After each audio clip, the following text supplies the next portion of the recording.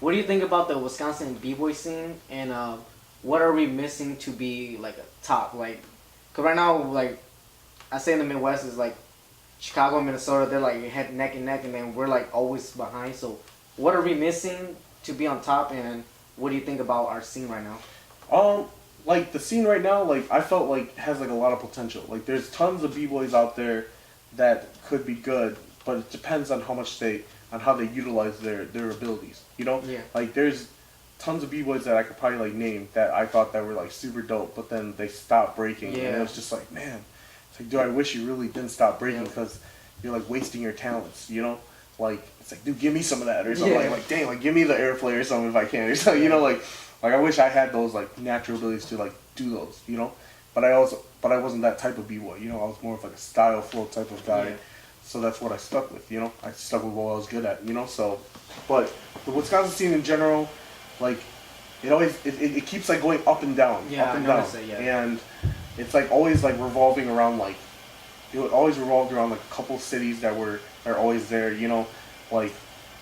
And then they always have like these like little groups, you know, like there's like the Madison group, the Sheboygan group, Wausau, Eau Claire, you know, Manitowoc, you know, and like Green Bay, you know, like, and then Milwaukee, you know, like Milwaukee is always like viewed as like the main group, like the like the group that's been making it, you know, making it happen, and like I think the thing is just consistency. Like that's what we're missing. It's like consistency. Like there's all these people that want to break, but none of them are like making it happen.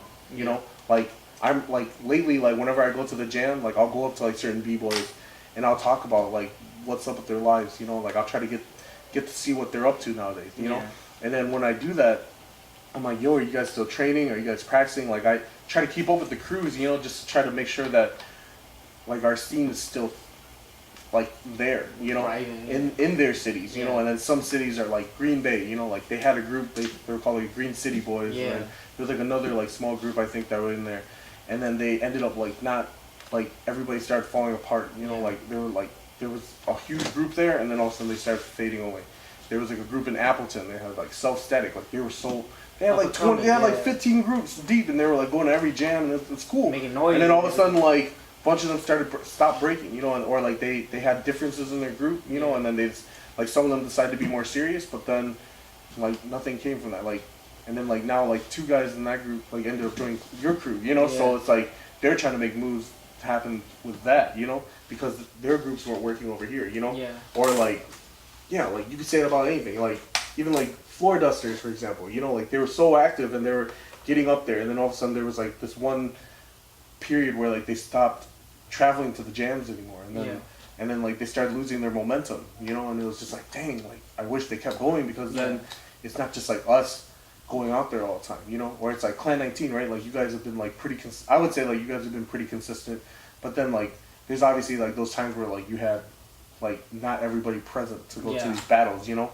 like remember there was like that period where there was only like a couple of you guys like repping, you know, and then and all of a sudden you guys started getting some other younger members, and then now you guys like built it back up, you know. But then the rest of it is all based on what you guys end up doing with it, you know. Like you guys are still traveling, which is good, because it's probably because you guys are from Milwaukee, so kind of like we're just telling you guys whenever the jams are, you know. But like it's hard for them because sometimes they don't have a ride, or like they can't fly out or something like that. But I always tell them, I say like, yo, if you could get to Milwaukee or something, just travel with us to the jam, you know. If you want to, like, if you need to, like, battle with one of us or something, if you really want to, you know, like I try to look out for the ones that I found like perspective, you know, that could actually do stuff in the scene, you know, and like I always try to like leave it open for them, you know, like even like when you guys started, like even like now we're still traveling every now and then to jams together, you know, because we're just like, yo, let's just hit up this jam, you know, all support, you know, and it's like the Milwaukee scene's coming, you know, like we're trying to come out and rep at these battles, you know, so like that's probably one of the things that they need is like consistency. They need to travel and then make more noise, like, because it's like, dude, like if the furthest you're going is like Minnesota or like Chicago or something, right? Like that's just the tip of the iceberg, you know. There's just so many groups. There's just so many other scenes that are smaller than us, and then there's huge groups that are bigger than us. And to go out there and experience their scenes is like crazy, because like you're just like, dang, like this is like us, except this is them, you know, like, and it's like they have their Mijos, they have their Dizzies, you know, they have their Crumbles out there, you know, like, and it's just kind of cool seeing like who they are, you know, and then meeting those guys, you know, so, like those are the things that I feel like they're not taking advantage of, you know, like while you're younger, you know, is to do that while you're young. Like a lot of people, I think like the confidence level is like they don't feel like they're ready, you know. That's true, yeah. But if you think about it, not anybody, like nobody's ever ready for something, you know, the first time around. They just have to do it, and then like they're gonna lose. Like dude, like when we first started going, we started losing a lot. Yeah. You know, but we told ourselves, we're like, dude, like it doesn't matter about like if we're losing. What matters is like, are we giving a good fight, for, like a good run for their money, for them to remember us next time. Yep. You know. So when we did that with that attitude, that's how we started getting our name. You know. Yeah. So, that would be something that I feel that the Milwaukee scene, I guess like the Wisconsin scene needs more.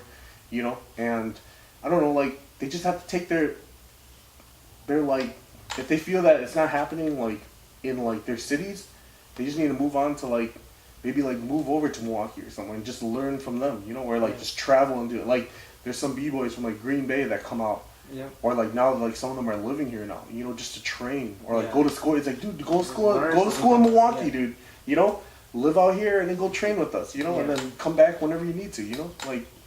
Do you think like they're just missing like a bigger head then?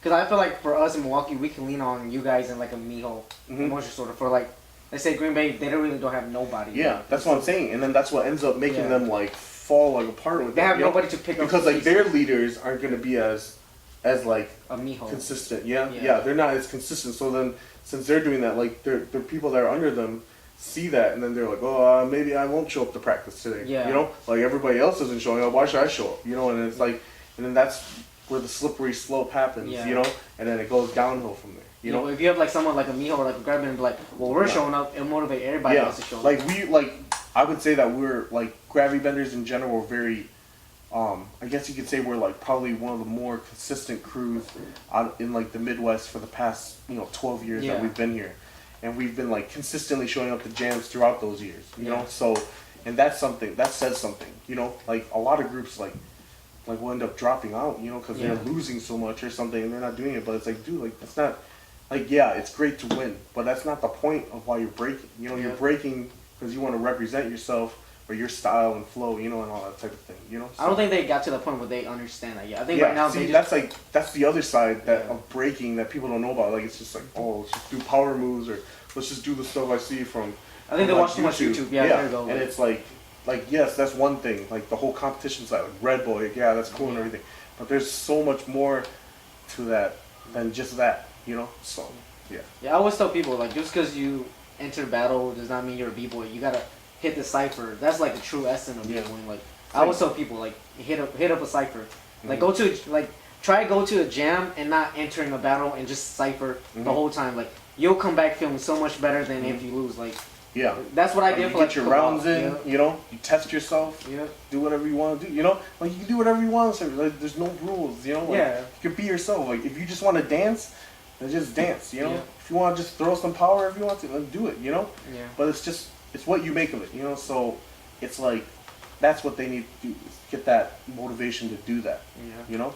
Because I've seen them at like Iowa jams or like Minnesota, or like not Minnesota, like Minnesota they're more comfortable around, but like other jams, like, and then they're just like, it's like, dude, you guys are killing it in like Wisconsin, like in Madison or something. But like when you hit up like a bigger scene with like these X amount of people that are way better than you. It's like you guys are like they freeze up. Like, you're starstruck. You're like, who the heck? Like, dang, this guy is crazy, you know? It's like, dude, like you gotta learn how to roll with the punches and keep going, you know? Like, who cares? Yeah, you threw an air flare, so what? Like, I'm gonna just like you didn't hit the beat. Like, I'm gonna do something else to beat you on it, you know? So, yeah.